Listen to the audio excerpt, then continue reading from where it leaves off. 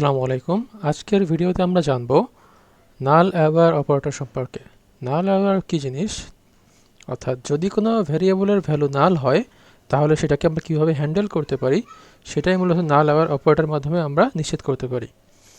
যেমন একটা এক্সাম্পল দেখা যাক। আমি ফার্স্ট একটা স্ট্রিং টাইপ ভ্যারিয়েবল নিয়ে নিব।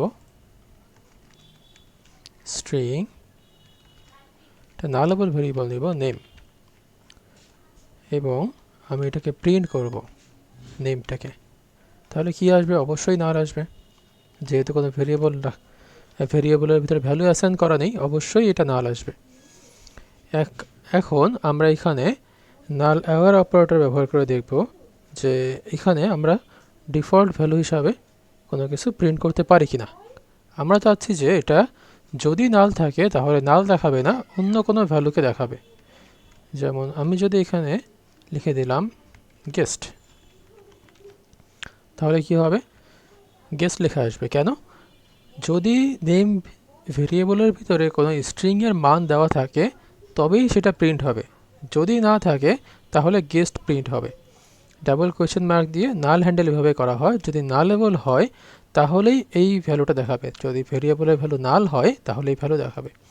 যদি এখানে আমি ভেরিয়েবলের ভ্যালু নাল না দিয়ে কোনো কিছু লিখে দিতাম তাহলে কিন্তু সেই ভ্যালুটা দেখাতো।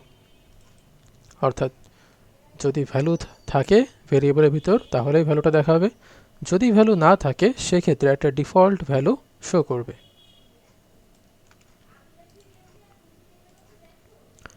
এরপরে আমরা দেখব হচ্ছে আরেকটা নাল চেকার। আমি আরেকটা এক্সাম্পল নেই।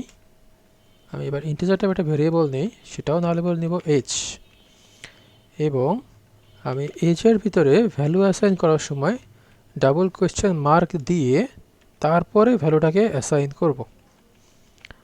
এতে করে কি হবে? যদি এই যে এইচের ভিতরে ভ্যালু না থাকে তাহলে ডিফল্ট একটা ভ্যালু 18 শো করবে। সেমভাবে কাজ করতেছে আগেরটার মতোই। এবার যদি এটাকে প্রিন্ট করি তাহলে কি আসতেছে? 18 লেখা আসতেছে, কারণ আমি এখানে বলে দিয়েছিলাম এই যে একটা নালেবল ভেরিয়েবল, যদি ভ্যালু থাকে তাহলে সেটা প্রিন্ট করো, যদি না থাকে তাহলে ডিফল্ট ভ্যালু হিসাবে 18 প্রিন্ট করো। আমরা এখানে প্রিন্ট মেথডের ভিতরে ডিফল্ট ভ্যালু সেট করেছিলাম এইভাবে, আর এখানেও সেমভাবে ডিফল্ট ভ্যালু সেট করে দিলাম। এভাবে মূলত আমরা সেফলি নাল হ্যান্ডেল করতে পারি ডার্টের ভেতর। এছাড়াও আরেকটা মেথড আছে যেভাবে আমরা কোনো প্রপার্টি ব্যবহার করতে পারি। যেমন আমি একটা স্ট্রিং নিলাম, স্ট্রিং আচ্ছা স্ট্রিং নেওয়ার দরকার নেই, যেহেতু আমাদের আগেই ফার্স্টে একটা স্ট্রিং আছে নেম, তো এখানে আমি নামটাই দিয়ে দিলাম।